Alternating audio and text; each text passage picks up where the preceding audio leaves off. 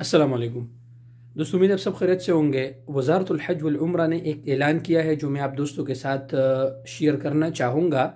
Video आप लोग तफसील से देख लीजिए और उस पर अमल भी कीजिएगा और दोस्तों के साथ भी शेयर कीजिएगा। दोस्तों, जैसा कि आपको पता है कि वज़ारतुल हज वल उम्रा ने कुछ मुखालिफ हज के हवाले से अपडेट की हैं जो मैं आप दोस्तों के साथ शेयर करूँगा इस वीडियो में। जो लोग पहले हज करते थे बग़ैर तसरीह के और उनको पकड़ते थे तो उनका फिंगर लेके उनको छोड़ते, ठीक है, उनका इहराम खोल के उनको छोड़ते।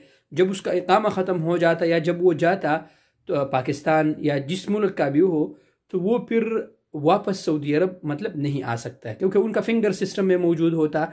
लेकिन अभी वज़ारतुल हज वल उम्रा ने इसको अपडेट करते हुए कहा है कि जो लोग भी हज के दौरान बग़ैर तसरीह के पकड़ा गया, यानी उन्होंने तसरीह के बग़ैर हज किया।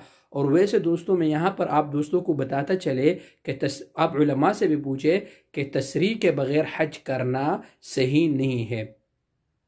तो अगर तसरीह के बग़ैर पकड़ा गया तो उस पर 10,000 रियाल जुर्माना के साथ साथ उसी टाइम उसको पकड़ के तकरीबन 6 महीना जेल या ज़्यादा भी हो सकता है। और उस सज़ा और जुर्माना के साथ 10,000 रियाल जुर्माना के साथ ही उसको, जब उसका सज़ा ख़त्म हो जाए तो उसको तरहील कर दिया जाएगा, यानी उसी टाइम उसको जेल में डाल दिया जाएगा।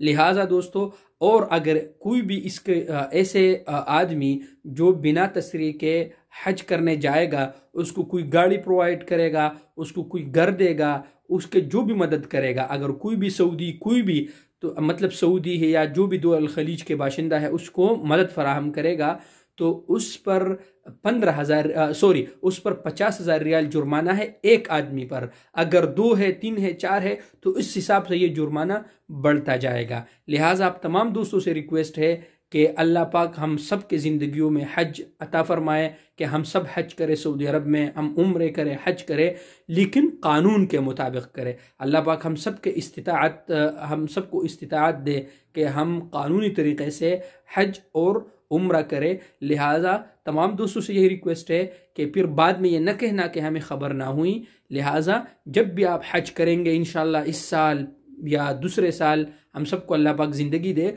तो कानून के मुताबिक तसरीह बना के फिर हज करें। शुक्रिया।